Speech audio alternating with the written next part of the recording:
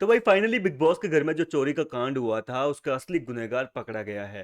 हालांकि यह कांड दो लोगों ने मिलकर किया था, अमाल और शहबाज ने, लेकिन पकड़ा सिर्फ शहबाज गया है। और वो भी खुद की गलती की वजह से। शहबाज यार इतनी मेहनत की थी, इतना सब कुछ किया, इतना सामान गायब किया, सबको जो है पूरे दिन परेशान किया, और फिर जाकर खुद ही बता दिया कि भाई मैंने किया। ये तो बहुत गलत हो गया यार। मतलब थोड़ा तो सस्पेंस रखना चाहिए था भाई। लास्ट में ज्यादा से ज्यादा क्या होता, घर वालों के साथ में मिल जाता चोर को ढूंढने के लिए, और खुद ही सामान लाकर सामने रख देता और कह देता कि भाई मेरे को नहीं पता किसने यहाँ छुपाया है। तब ज्यादा मजा आता। जब घर वाले चोर को नहीं पकड़ पाते तो सब लोगों को लगता कि ये चोर हो सकता है, ये चोर हो सकता है। अब चोर सामने आ गया तो सारा सस्पेंस ही खत्म हो गया। थोड़ा सा रखना चाहिए था एक। खैर अब हुआ क्या था कि इसके बाद जो है सब लोग अपना अपना सामान ढूंढने में लगे हुए थे, मतलब मोटा मोटा जो सामान है सबको मिल गया।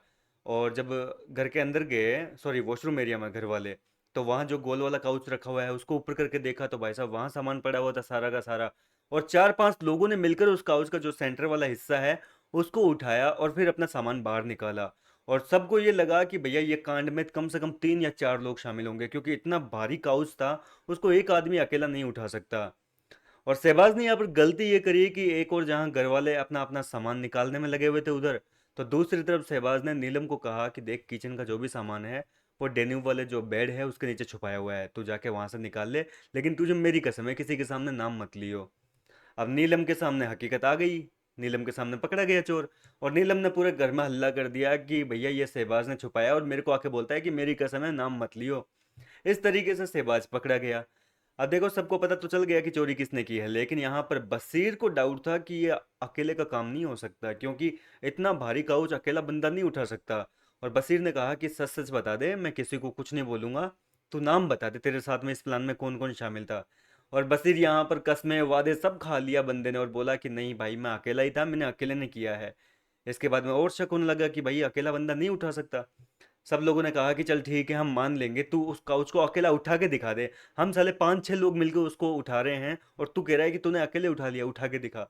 और भैया मानना पड़ेगा सहवाज में दम तो है लोंडे में, सबके सामने उसने जो काउच है वो अकेले उठा दिया। और ये देखकर घर वालों को भी काफी हैरानी हुई कि ये क्या भैया, क्या आदमी है ये।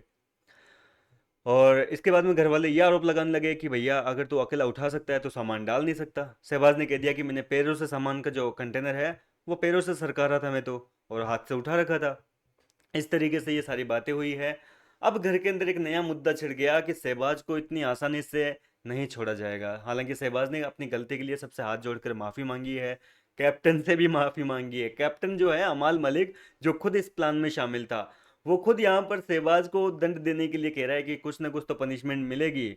हम लोग आपस में डिसाइड करेंगे, उसके बाद में तेरे को सजा देंगे। अब क्या सजा देते हैं क्या नहीं देते हैं ये देखना दिलचस्प होगा, क्योंकि कैप्टन खुद भैया इस प्लान में शामिल था।